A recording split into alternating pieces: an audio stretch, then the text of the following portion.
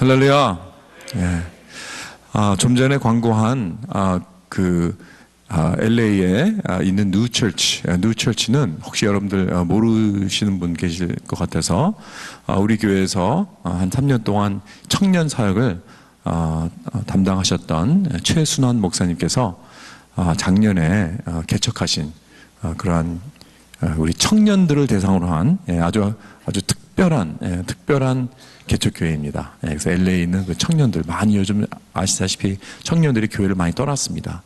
그 청년들을 다시 리차하고 그들을 향해서 이 교회를 세웠습니다. 다운타운에서. 그래서 이제 이 자리가 이렇게 또 소규모고 또 마땅할 그 예배드릴 장소가 이렇게 많이 협소하고 힘들어서 이것저것 옮겨 다녔는데 오늘 또 요번에 좋은 자리를 하나님께서 허락하여 주셔서 이제 5월 달부터 새로 예배를 시작하는 데서 우리가 좀 더 힘주고 또 이렇게 격려해 주려고 이제 오늘 가서 같이 예배를 드립니다. 그래서 혹시 여러분들 그 시간 되시면 같이 동참해 주시면 감사하겠습니다. 오늘 우리 신앙인으로서 가장 필요한 것이 무엇인가라고 할 때 저는 자꾸 이렇게 생각나는 단어가 뭐냐면 용기입니다. 용기. 우리 정말 용기가 필요한 시대에 있다. 용기가 필요하다라는 그런 생각을 많이 해봅니다. 왜냐하면 많은 경우 우리가 말씀을 모르는 것이 아닙니다. 우리가 참 공부도 많이 합니다. 성경을 모르는 것이 아닙니다. 다 압니다. 그런데 그것을 내가 받아들이고 그것을 내 삶 속에 적용하여서 그대로 살아가는 그러한 용기가 없기 때문에 많은 경우 우리가 하나님의 그 뜻 안에 살 수 없고 하나님을 기쁘시게 하는 그런 삶을 살지 못하는 것입니다. 정말 우리가 용기를 내지 못해서 해야 될 말을 하지 못하고 용기를 내지 못해서 우리가 참 해야 할 것을 알면서도 하지 못한 적이 얼마나 많습니까? 그렇죠? 용기가 없어서 발뺌을 한 적이 얼마나 많습니까? 용기가 없어서 부끄러운 일을 하고 나중에 후회를 하는 그러한 경우가 얼마나 많이 있습니까? 내가 왜 그때 그런 말을 하지 못했을까? 이렇게 뒤돌아보면서 내가 왜 그 사람에게 좀 그렇게 행동을 해야 되는데 하지 못했을까? 라고 한번 돌아보면 왜 그랬을까? 하고 질문했을 때 많은 경우 우리의 믿음이 적을 수도 있고요. 우리의 성품이 좀 모자랄 수 있겠지만 많은 경우 용기가 부족했다. 그런 생각이 듭니다. 오늘 본문에 보면 이 바울은 죽음 앞에서 놀라운 용기를 냅니다. 그래서 자기를 해하려는 관중에게 복음의 메시지를 전하는 그 상황으로 만들어버립니다. 우리는 그런 바울과 같이 이 죽음 앞에 놓여있는 그런 시츄에이션 많이 당하지 않을 것입니다. 누가 총들이 되고 예수를 부인하라 이런 시츄에이션은 우리가 사는 이 미국에는 아직은 그런 일이 없지만 우리가 매일같이 신앙생활 하는 데서 일상생활에서 사실 작은 용기들과 큰 용기들이 절실히 필요하다는 것은 우리가 인정합니다. 그래서 오늘 본문을 통해서 한번 생각해 보겠습니다. 지난주에 이어서 이 바울과 그 일행은 드디어 예루살렘에 도착을 했습니다. 그런데 그 도시에 있는 유대인들이 이미 바울이 여러 지역을 다니면서 이방 지역에 있는 그런 유대인들에게 그리고 이방인들에게 어떠한 말을 하고 다닌다 하는 것을 그들이 소문을 듣고 알았습니다. 율법을 지키지 않아도 할례를 받지 않아도 된다. 유대인의 관습을 지키지 말라. 이렇게 가르치고 있다고 그런 소문을 들었다는 거예요. 그래서 굉장히 화가 나 있었습니다. 예루살렘의 유대인들은 지금 벼르고 있었습니다. 칼을 갈고 있었습니다. 어디 한번 바울을 한번 만나기만 해봐라. 가만두지 않겠다. 라는 그런 특별히 이 유대교에 열심을 내는 그런 사람들 가운데서 이러한 앙심을 품고 있는 사람들이 많이 있었습니다. 뿐만 아니라 예루살렘의 그 유대인들은 이 이방인들에게 바울이 이방인들에게 다니면서 이방인들도 우리 같은 하나님의 백성이 될 수 있다. 유대의 그 율법을 지키지 않고도 할례를 받지도 않고도 그저 예수를 메시아로만 믿기만 하면 된다. 이런 말을 바라친다는 말을 듣고 또 화가 나 있었습니다. 자, 그래서 이제 바울이 이 다른 크리스천들과 함께 성전에 올라갔는데 거기 있던 유대인들이 바울을 본 겁니다. 그래서 소동이 일어났습니다. 그 무리들이 바울을 붙잡습니다. 그리고 데리고 나와서, 성전에 데리고 나와서 막 구타를 하고 난리를 납니다. 그런데 이 모습을 이제 로마 군인들이 그 성전 바로 옆에 붙어 있는 안토니아 그 포트레스, 그 요새 위에서 그 모습들을 다 보고 있던 그 로마 병정들이 급하게 다 내려옵니다. 천부장소부터 시작해서. 그래서 바울이 지금 맞아 죽기 전에 로마 군인에 의해 구조가 됩니다. 그래도 막 사람들이 밀치지 않고 계속해서 막 밀려드니까, 그러니까 이제 위험하다 싶어서 이제 로마 군인들이 바울을 이렇게 데리고 이제 그 성 안으로 들어오려고 합니다. 보호하려고. 그런 와중에 바울은 놀라운 용기를 내서 천부장에게 뭐라고 하냐면, 제가 당신에게 말을 해도 됩니까? 혹시 헬라어를 아십니까? 이렇게 묻는 거예요. 그러니까 천부장이, 아니, 네가 이전에 지금 어떤 소요를 일으키고 4,000명을 데리고 나가서 이 광야로 데리고 나가는 그런 어떤 외국인이 아니냐? 그 전에 그 소동을 일으켰던 그 장본인이 아니냐? 그러니까 다른 사람으로 착각한 것 같아요. 그러니까 바울이 아닙니다. 나는 소읍이 아닌 길리기아 다소의 시민이요 유대인입니다. 이제 유대의 백성에게, 내 백성에게 내가 좀 말을 하고 싶습니다. 그러니까 허락해 주십시오라는 이런 리퀘스트를 합니다. 지금 바울은 위급한 상황에서 로마 천부장에게 이런 말을 붙이고 있었어요. 지금 밀리는 그 무리들 중에서 죽음이 왔다 갔다 하는데 이 로마 병정들의 호의를 받으면서 천부장에게 그런 와중에서 이런 말을 꺼냈다는 거예요. 천부장은 그 지역의 가장 높은 장군입니다. 그런데 지금 바울이 이러한 고상한 헬라 말로, 그 당시에는 헬라 말을 할 줄 안다는 것은 그래도 지식인이라는 것입니다.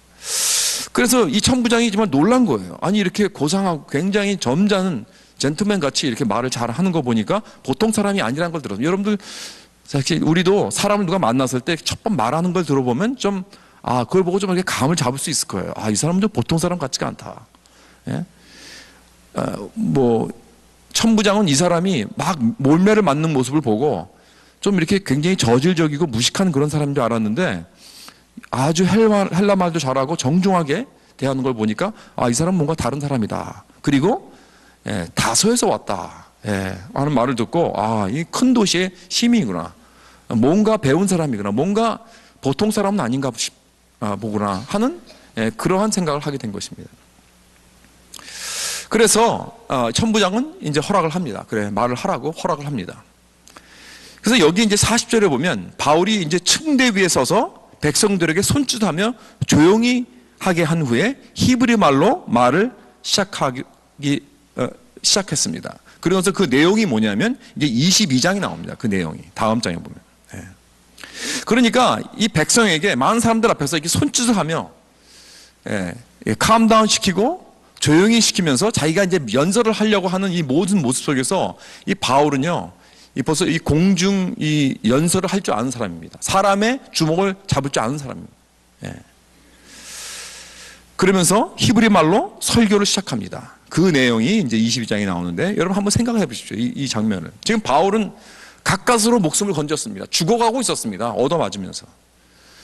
그런데 로마 군에게 건져져서, 그럼에도 불구하고 지금 화난 군중들이 막 밀치는데 군인들의 보호를 받으면서 영내로 들어가려고 층계로 올라가다가 단 한 5초, 6초 그 사이에 천부장에게 이러한 말을 꺼내서 자기가 이 많은 그 유대인들 앞에서 연설을 할 수 있는 그 기회를 얻은 거예요.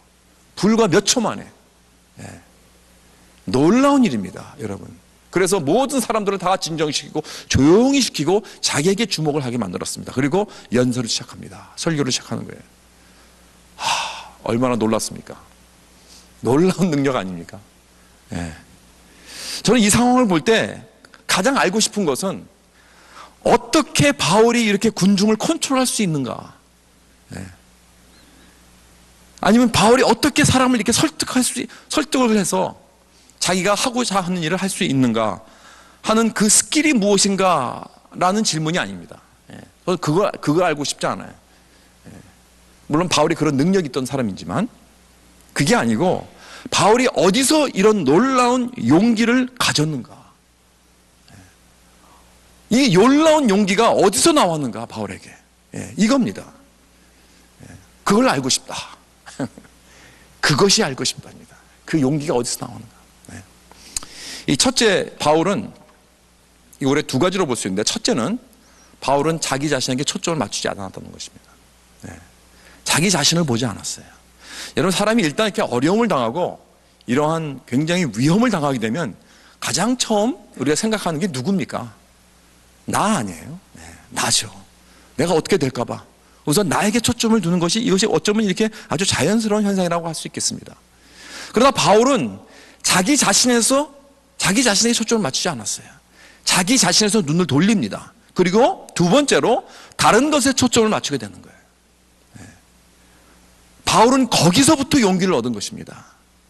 이걸 어디서 알 수 있느냐면 그 설교의 내용에서 볼 수 있습니다. 그래서 우리가 22장으로 넘어가면 이 바울이 이제 그 연설을 시작하죠. 부형들아, 그러면서 내가 지금 여러분 앞에서 변명하는 말을 들으라. 그러면서 그가 히브리 말로 말하니까 사람들이 조용해졌다 그랬어요. 3절에 나는 유대인으로 길리기아 다소에서 났고 이 성에서 자라 가말리엘 문화에서 우리 조상들의 율법에 엄한 교훈을 받았고 오늘 너희 모든 사람들처럼 하나님께 대하여 열심히 있는 자라. 내가 이 도를 박해하여, 여러분 이 도라는 것은 기독교를 말하고 있습니다. 우리 새로 이제 그 사람들이 그 핍박을 하는 이 교회를 말하고 있죠. 이 도를 박해하여 사람을 죽이기까지 하고 남녀를 결박하여 옥에 넘겼으니 나도 너희들 같이 이 기독교인들 잡아가서 옥에 놓고 죽이고 하는 그런 일을 했다. 나도 너희들과 전혀 오히려 더 이런 열심히 있었다는 것입니다. 그렇죠. 그래서 율법을 깨끗하게 지켜야 되고 거룩한 백성이 돼야 한다 하는 것을 누구보다도 더 중요하게 생각했다. 그렇게 말하는 것입니다. 그 다음에 바울은 자기도 종교적인 열심으로 교회를 핍박하고 있었다. 그래서 이제 크리스천들을 잡으려고 다메섹으로 가는 그 길에 다메섹 도상에서 예수님을 만난 그 사건을 이제 그 다음부터 쭉 고백하고 있는 거예요. 이 이야기, 이 간증을 하고 있는 거예요. 그래서 예수님을 만나고 하니까 빛난 광채 때문에 자기가 장님이 되어서 사람들의 손에 이끌려서 다메섹 성안도 들어가서 거기서 아나니아라는 사람을 만났다. 그런데 아나니아가 바울에게 이렇게 말을 합니다. 16절에 보면 이제는 왜 주저하느냐, 일어나 주의 이름을 불러 세례를 받고 너희의 죄를 씻으라 하더라. 이 말이 중요합니다. 지금 아나니아가 바울에게 세례를 받으라고 한다는 거예요. 이 말에는 유대인들에게는요 놀라운 말입니다. 왠지 아십니까? 여러분, 우리들에게는, 우리 크리스천들은 예수를 일단 믿으면 세례를 받는 건 당연한 것이죠. 그렇죠?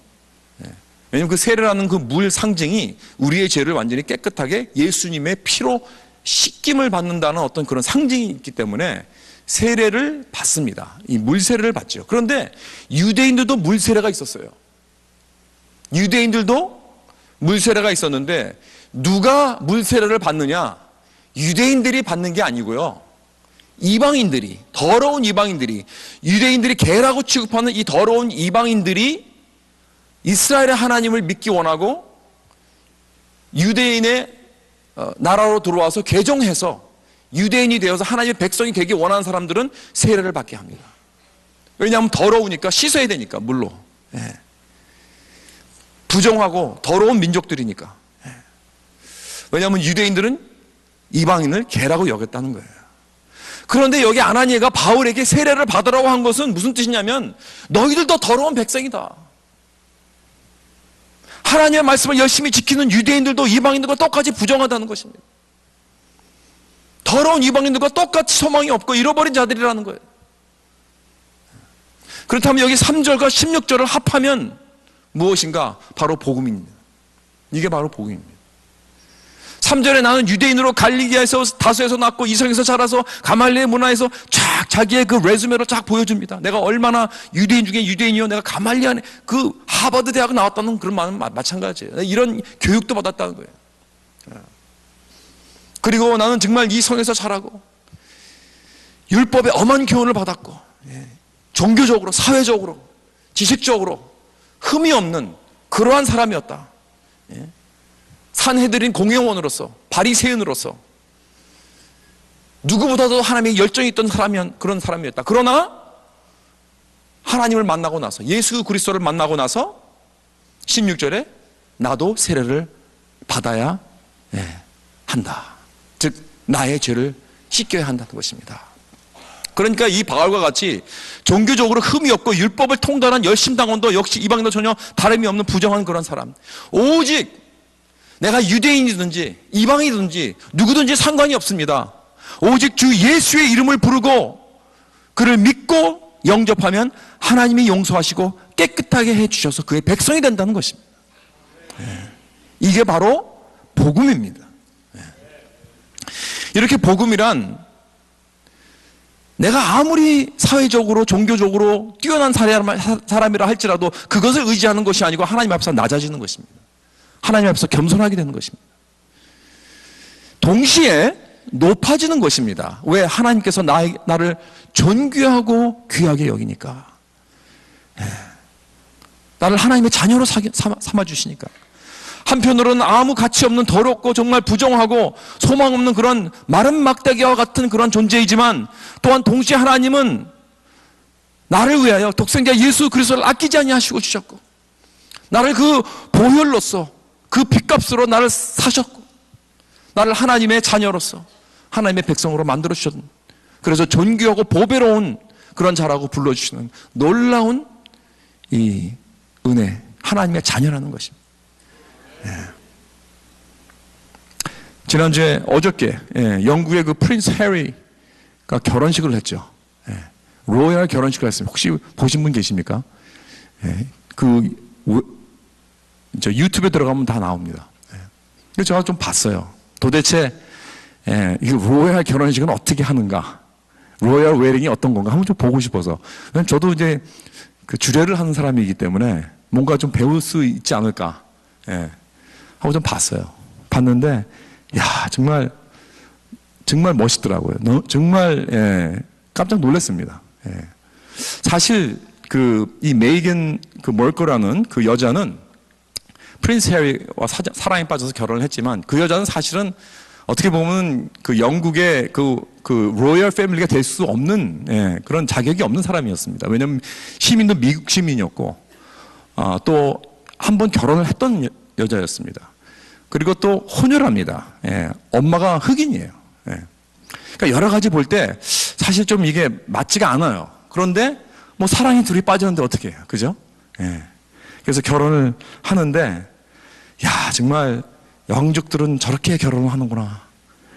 너무나 정말 영광스러운 웨딩 같았습니다. 정말 아름다운 웨딩이었는데, 야, 그게요. 또 그 영국의 그 Church of England, 그 성공회에서 주례하는 그 결혼식인데, 정말 그 예배, 아주 정식으로 예배를 드리더라고요. 찬송가도 여러 개 부르고요. 말씀도 2번씩 말씀을 하더라고요. 또 한 번 나와서 어떤 목사님이 말씀을 전하는데, 완전히 복음의 메시지, 십자가의 그 사랑에 대해서 얘기하더라고요. 야, 놀랐습니다.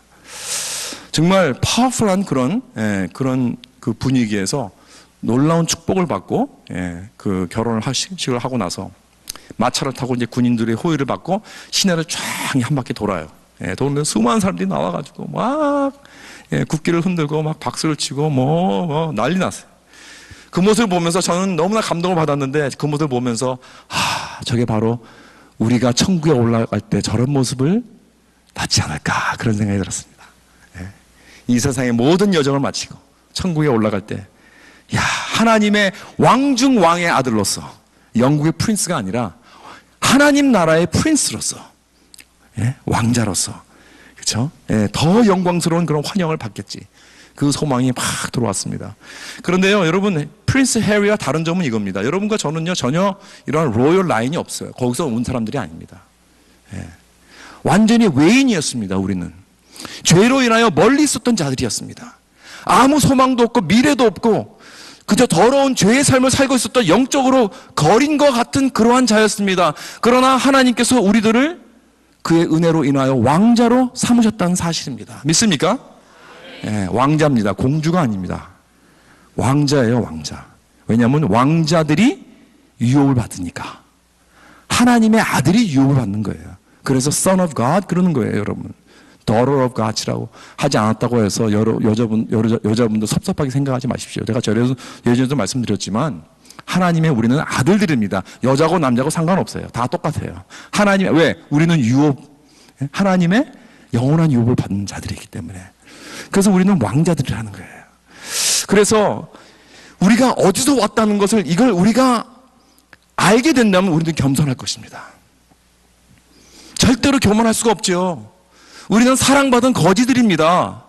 이것이 복음이라는 거예요. 그래서 복음을 아는 자는 우월감도 열등감도 있을 수 없습니다. 예. 여러분, 이 두 가지 콤플렉스는요, 다 똑같은 거예요. 예. 아니, 어떻게 우월감과 열등감이 똑같을 수 있습니까? 나타나는 건 다르지만 그 원래 기본은 똑같아요. 뭐냐면 자기에 대한 거예요. 자기 자신을 보는 겁니다. 예, 여러분, 둘 다 자기 자신에게 초점을 맞춘 것이기 때문에 그런 결과가 나는 거예요. 자기 자신에 매도되고 도취된 사람은 그런 사람들만 우월감이 있는 게 아닙니다. 자기 자신을 보고 늘 자신이 없고 자신을 미워하고 늘 자기는 모자란다고 생각하고 부끄러워하는 그런 열등감이 어디서 나오는가? 내 자신에 도취되어서 그런 거예요. 그래서 우월감이 있는 자도 자기만을 생각하지만 열등감이 있는 자도 역시 자기만을 생각합니다. 사랑하는 성도 여러분, stop thinking about yourselves. 인생은 우리에 관한 것이 아닙니다. It's not about you. 복음을 아는 자는 바로 이걸 깨닫는 자입니다. 내 인생에 나만을 생각할 필요가 없어요. 왜냐하면 나에 대한 것이 아니니까. 그래서 복음은 나의 자만감, 나의 이기심을 내려놓게 하는 그런 겸손함을 줍니다. 그리고 동시에 하나님이 주시는 새로운 자아상과 이 아이덴티티로 입혀져서 나를 사랑하시고 이미 나의 모습 이대로 받아주신 하나님께 감사하며 만족감 가지고 기쁨 가지고 살아가는 것이 바로 하나님의 자녀인 줄 믿으시기 바랍니다. 자, 그럼 이것이 오늘날 우리가 지금 찾고자 하는 이 용기와 무슨 상관이 있는가라는 질문을 하실 것입니다. 절대적으로 상관이 있습니다. It has everything to do. 예. 여러분, 이제 남은 시간에 우리가 바울과 같은 이 용기, 예수님과 같은 용기를 얻으려면 바로 이 복음에서 오는 이런 마음 제사가 중요하다는 것을 나누기 원합니다. 우리가 먼저 그랬죠. 이 복음은, 이 용기를 얻으려면 우리는 내 자신을 보지 말라고요. 그렇죠? 여기서부터 시작을 해야 돼요. 내 자신을 안 보는 것부터 시작이 되는 것입니다. 세상은 그렇게 말하죠. 세상은 내가 용기를 얻으려면 내 자신을 자꾸 의지하라. 내 자신을 보아라. 내 자신 안에서 솔루션이 있다. 거기에 해결책이 있다. 너는 할 수 있다. 뭐든지 할 수 있다. 이렇게 말하죠.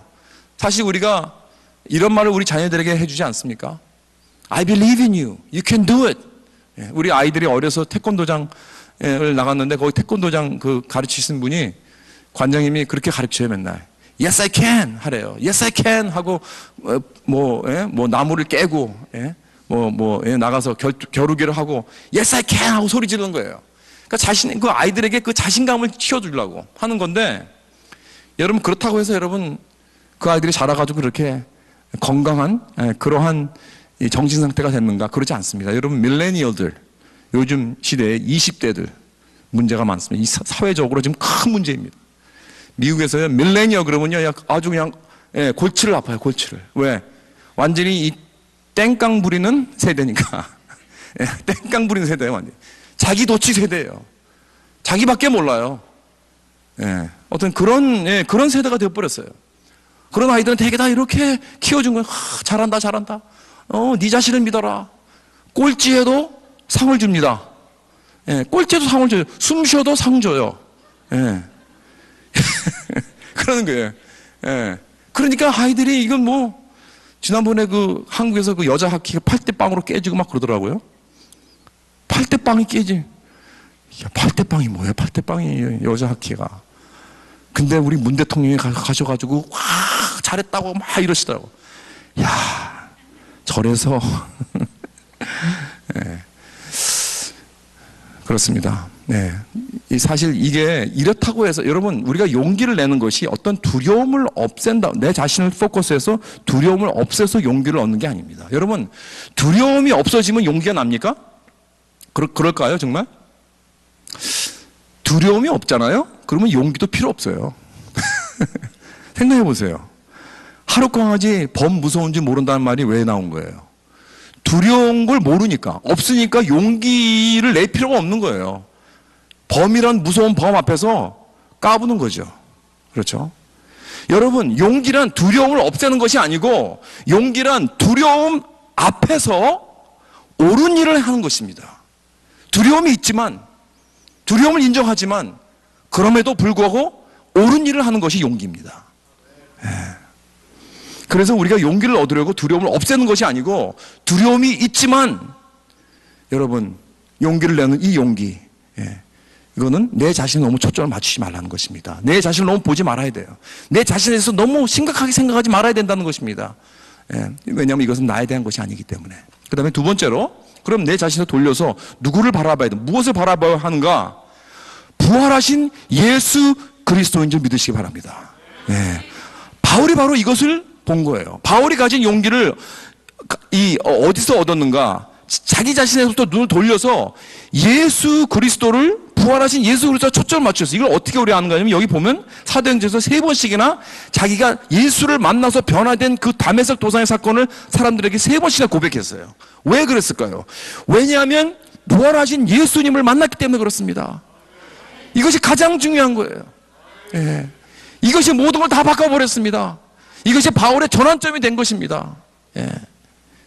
It changed everything. 그래서 사도 바울 여기 사도행전 22장 7절에 보면 예수님께서 사울에게 그러십니다. 사울아 사울아 네가 왜 나를 박해하느냐? 8절에 대답합니다. 주님 누구십니까? 하니 이르시되 나는 내가 박해하는 나사렛 예수라 하시더라. 그러니까 부활하신 예수님을 만났더니 사도 바울은 여기서 깨달은 것입니다. 예수 그리스도가 정말 나를 대신해서 나의 죄를 위해서 죽으셨는데 다시 죽음에서 살아나셨다라는 것을 보고 난 다음에, 체험하고 난 다음에, 나도 그분만 믿으면 그분께서 나를 위해서 죽으신 이 구속이 나에게도 해당이 되는 것이고, 나의 모든 죄를 깨끗하게 시키는 그런 능력이 있고, 이제 내가 죽어도 나도 그분과 같이 다시 부활할 수 있다는 이 놀라운 소망을 얻었다는 거예요. 여기서 이 미래의 그 소망과 기쁨이 넘쳐 흐른 것입니다. 그러니까 이제는 이 고통과 이 절망이 없는, 죽음이 없는 놀라운 미래가 지금 나를 기다리고 있다는 것입니다. 이 소망을 바라본 것입니다. 죽음 앞에서 소망을 바라보는 거예요. 그러니까 사도 바울이 고린도전서 15장에 보면은 사망을 바라보고 죽음을 바라보고 막 조롱을 합니다. 껄껄껄 웃습니다. 사망아, 너희 이기는 것이 어디 있느냐? 너희 쏘는 것이 어디 있느냐? 그러면서 막 웃으면서 그의 결론은 무엇인가? 그러므로 내 사랑하는 자들아, 여기 보니까 주 예수 그리스도로 말미암아 우리에게 승리를 주시는 하나님께 감사하노니 내 사랑하는 형제들아 견실함에 흔들리지 말고 항상 주의 일에 더욱 힘쓰는 자들이 되라. 이는 너희 수고가 주 안에서 헛되지 않은 줄을 알미라. 이렇게 맞춰요. 부활하신 예수 그리스도를 만난 자가 사망을 바라보고 비웃고 난 다음에 이렇게 성도들에게 격려하는 것입니다. 이 소망을 가진 자는요, 오늘날 기쁨이 있어요. 다시 말씀드립니다. 용기란 두려움이 없는 데서 오는 것이 아닙니다. 내 자신에게 돌려서 내 자신을 바라보는 것이 아니라 거기서부터 이제는 내 자신에서 눈을 떼서 소망을 바라보는 거예요. 참된 소망. 그렇게 될 때 나의 마음은 그 소망으로 인해서 기쁨으로 가득 차게 되고, 그 두려움은, 나를 감싸고 있는 그 두려움은 나를 이기지 못합니다. 절대로 이기지 못합니다. 그래서 우리는 어디서 이 기쁨을 얻는가? 이 세상에서 가장 용감하셨던 우리 주 예수 그리스도에게서 얻는 것입니다. 여러분, 우리 하나님 아버지의 속성 중 하나가 바로 이 용감함이라는 거 아십니까? 우리 하나님도 용감하신 분입니다. 어떻게 하나님이 용감하심이라고 이렇게 말할 수 있는가? 생각해 보세요, 여러분. 우리 하나님은요, 우리를 너무 사랑하셔서 하늘의 모든 보좌를 버리고 사람으로 오셨어요. 사람으로 오셨습니다. 옛날에도 그 찬송가가 있었습니다. 오 젊고 용감하신 예수. 우리 새 찬송가에는 없지만 옛날 찬송가 있어요. 거기 가사를 뒤져보니까 이렇더라고요. 오 젊고 용감하신 갈릴리 예언자 그 생에 모두 바쳐 온 인류 섬기며 이 세상 사람들을 기쁘게 하시고 진리를 위하여서 굳세게 사셨다. 오 젊고 용감하신 참 예언자시여 우리가 교만할 때 주 얼굴 뵈소서. 소란한 중에서도 주 말씀 듣고서 거룩한 길을 따라 늘 가게 하소서. 여러분 예수님은 사람이 되어 오셔서 십자가의 그 길을 가신 것입니다. 여러분 겟세마네 동산에서 모두가 다 자고 있었을 때 이제 곧 닥칠 그 어두움과 고난의 길을 혼자 가야 하는 걸 아셨어요. 여러분 언제가 예수님의 생애에서 가장 큰 용기가 필요했나요? 십자가에서가 아닙니다. 겟세마네 동산에서입니다. 여러분 왜냐하면 겟세마네 동산은 이제 예수님께서 십자가로 가시는 길의 그 마지막 스탑입니다. 마지막 엑싯이에요. 거기서 돌아가실 수도 있었어요. 원하시면 십자가로 안 가시고 그냥 다시 하늘의 보좌로 그냥 가실 수도 있었어요. 그래도 전혀 상관이 없습니다. 그래도 전혀 문제 없습니다. 손해볼 것이 없습니다. 예수님한테는. 그래서 다시 한번 생각해 보신 거예요. 내 마음이 고민하여 죽게 되었다. 이렇게 제자들에게 고백하십니다. 그리고 아버지 하나님께 이렇게 기도합니다. 아버지요, 만일 할만하시거든 이 잔을 내게서 지나가게 하옵소서. 여기서 우리가 볼 수 있는 것은 예수님에게도 두려움이 있었다는 것입니다. 인간이었으니까. 그래서 피땀을 흘리신 거 아닙니까? 갈등을 하셨습니다. 그러나 중요한 것은 결론이 무엇인가? 나의 원대로 마옵시고 아버지의 원대로 하옵소서. 이렇게 결론을 내리셨어요. 나중에 히브리 11장에서 보면 예수님께서 그렇게 결론을 내리신 그 마음 속에는 어떠한 감정이 있었는가 하는 것을 보여줍니다. 뭐라 그랬냐면 우리가 잘 아는 말씀이죠. 믿음의 주여 또 온전하게 하시는 이인 예수를 바라보자. 그는 그 앞에 있는 기쁨을 위하여 십자가를 참으사 부끄러움을 개의치 아니하시더니 하나님 보좌 우편에 앉으셨느니라. 할렐루야. 여러분 예수님 자신도 자신을 보지 않으셨습니다. 그리고 무엇을 보셨는가? 그 앞에 놓여있는 기쁨을 보셨다 그랬어요. 그렇다면 그 기쁨은 무엇입니까? 그 기쁨이란 하나님의 뜻을 이루어드리는 기쁨과 또 한 가지 있어요. 우리들입니다. 여러분들입니다. 우리들을 구속하시고 속량하시는, 그래서 우리를 구원하시는, 그래서 우리를 자녀 삼으시는 그 기쁨, 우리들을 보시고 기뻐하시는 그 모습. 그래서 그 기쁨을 통해서 예수님께서 십자가로 가시는 용기를 가지신 것입니다. 저와 여러분의 죄를 대신해서 죽으실 그 용기. 사랑하는 성도 여러분, 예수님께서 그렇게 나를 위해서 용감하게 죽으신 모습을 본 우리들도 죽음 앞에서, 어떠한 두려움 앞에서 사망아 내 승리가 어디 있느냐, 사망아 내 쏘는 것이 어디 있느냐 하면서 정말 웃을 수 있는 그러한 용기를 가질 수 있는 줄 우리는 믿습니다. 마지막으로 한 스토리를 나누고 마치겠습니다. 여러분 타이타닉 영화를 보셨죠? 타이타닉 영화. 그거는 실질로 있었던 일이죠. 이 큰 배가 1914년인가요? 16년인가요? 그때 침몰을 했습니다. 처음 큰 배를 져가지고 영국에서 미국으로 오는 그 배인데, 그 영화를 보면은 참 이렇게 그 이미지가 좀 남아요. 여러 가지. 근데 가만히 보면요, 용기에 대한 것들이 많습니다. 그 영화가. 그렇죠? 참 이 선장부터 딱 보면요, 이 배가 침몰하고 있는데 자기의 그 선장 그 실을 딱 지키고 있으면서, 그렇죠? 그 헤엄이라고 그러죠. 헤엄 딱 지키고 있으면서 그 물이 막 그 창문을 깨고 들어오는데도 흔들리지 않고 나는 나가서 도망갈 수도 있지만 이 배를 지킨 마지막까지 배와 함께 침몰한다. 그 장면, 그거 보면 정말 멋있어요. 그렇죠? 그 용기입니다. 그렇죠? 책임감. 뿐만 아니라 여자와 아이들은 구조될 수 있는 배가 있기 때문에, 부부 중에서 아내는 살 수 있었는데 그러지 않고 부부끼리 꼭 껴안고 침대에서 함께 누워 죽기로 작정을 하고 누워있는 그 모습. 그렇죠? 이 돈 많은 사람들의 그 비겁함도 볼 수 있었습니다. 로즈의 남편같이. 그렇죠? 아이들과 여자만 차는 그 배에 어린아이를 슬쩍 들어 앉아가지고 자기가 앉아서 불불 떨고 있는 그 모습. 그런데 그 당시에 실질로 부선장이 있었는데 그 사람이 살았어요. 그 사람이 살아서 쓴 글이 있는데, 그 당시 상황을 목격한 내용이 있는데, 그 그 글들을 누가 보내줘서 제가 한번 읽어봤습니다. 놀라운 사실은요, 그 수많은 부부가 서로 떨어지지 않고 함께 죽었다고 합니다. 예. 사실은 여자와 어린이는 구조배에 탈 수 있기 때문에 그 와이프들은, 아내들은 구조배 타면 사는 거예요. 그런데 남편을 두고 그 구조배에 타지 않겠다는 거. 끝까지 놓지 않겠다고, 예, 남편을 떠나지 않겠다고. 예. 그래서 같이 죽은 부부들이 그 많았다는 거예요. 그 모습을 보고 영영 잊혀지지 않는다는 거예요. 여기 계신 아내 여러분들. 예. 근데 여러분, 또 그 부선장에 의하면 어떤 젊은 부부는요, 이 여자가 남편을 떠나지 않겠다고 이제 고집을 부리니까 남편이 주먹으로 한 대 갈겼대요. 그러니까 질식을 시킵니다. 그래서 이 여자가 일어나 보니까 구조선에 이제 들어와 있는 거예요. 그렇죠? 근데 우리 남편들도 이렇게 멋있게 나를 붙잡는 그 아내를 살리기 위해서 한 대 쥐어 박아서라도 그 구조배에 넣을 수 있겠습니까? 아니면 나만 죽고 너는 살아서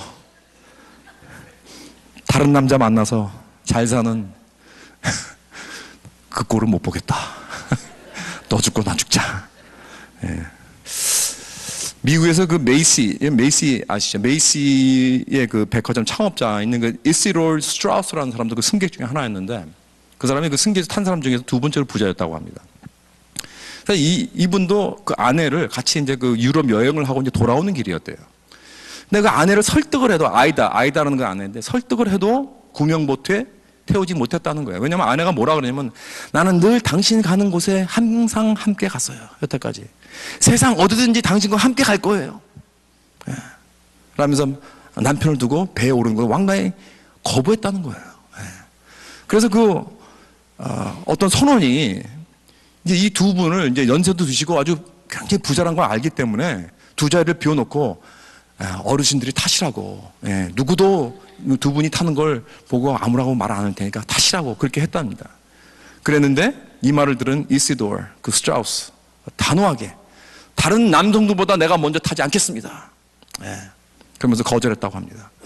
그래서 아주 이런 정말 생사를 놓고 왔다 갔다 하는 데서 이렇게 태연하게 그런 자세를 보였다고 합니다. 그리고 이 아내는, 아이다는 남편이 안 타니까 나도 안 타는 거예요. 그 자리가 두 개 남았잖아요. 그래서 자기가 이렇게 이렇게 몸종같이 하여한 그 영국 젊은 메이든이 있었대요. 영국에서 데리고 온 그 젊은 아이를 거기다 앉혀놓고 네가 타라. 혼자 그냥 타라. 그리고 자기가 입던 그 비싼 밍크 코트를 다 벗어가도 주고, 난 필요 없으니까 네가 가져라. 이렇게 했다는 것입니다. 그래서 그 두 분이 서로 팔을 꼭 붙잡고 가파임의 의자에 앉아서 최후 순간을 기다리다가 결국 둘이 다 사망해서 시체가 발견했다고 합니다. 그래서 오늘 뉴욕 브랑스에 가면 이 스트라우스 부부를 기리는 그 기념비가 있는데, 거기에 성경 아가서 8장 7절이 적혀 있다고 합니다. 뭐라고 그러냐면, 많은 물도 이 사랑을 끄지 못하겠고 홍수라도 삼키지 못하나니. 얼마나 아름다운 부부입니까? 그 외에 타이타닉호가 침몰하면서 이런 많은 이 용기의 이야기들이 있습니다. 귀족들이 앉을 수 있는 그런 자리도 가난한 저소득층 사람들에게 양보하는 경우도 있었다고 합니다. 또 한 자리만 남았을 때 어떤 엄마가 자기 데리고 있던 아이를 그 자리에 주고 이렇게 보내려고 하니까 거기에 앉아 있었던 어떤 싱글 여성이 이 아이는 엄마가 필요하다. 그래서 자기가 일어나서 엄마를 앉히고 자기는 나왔다. 그 자기 자리 양보하면요, 그건 죽는 겁니다, 여러분. 그러니까 이러한 일들. 여러분, 타이타닉호는 사람들에게 놀라운 테스트를 하게 해 주었습니다. 이런 놀라운 용기를 내게 하든지, 아니면 비겁하게 하든지, 내 사랑이 진짜인지 아니면 가짜인지, 내가 정말 부활신앙을 가지고 있는지 아닌지를 가르쳐주는 그러한 시험이었습니다. 사랑하는 성도 여러분, 저는 이러한 위험한 상황이 여러분들에게 닥치지 않기를 간절히 기도하고 소망합니다. 그러나 우리 일상생활에 크고 작은 두려움 앞에서 우린 신앙의 용기들을 낼 수 있을까요? 예수님의 이름을 높여드릴 수 있을까요? 귀한 영혼에게 소망을 주는 복음의 메시지를 전해주며 내 자신을 희생하고 양보하는 그런 용기를 낼 수 있을까요? 정말 사랑의 희생을 우리는 할 수 있을까요? 그러려면 자신을 보지 마십시오. 그리고 용감하신 부활의 예수님을 붙잡고 바라보십시오. 내 마음에 그의 기쁨이 넘치게 솟아오를 줄 믿습니다. 그 기쁨으로 내 앞에 닥쳐있는 어떠한 일도 대면하고 앞으로 전진하여 나갈 수 있는 용기를 우리 하나님께서 주실 것입니다. 기도하시겠습니다.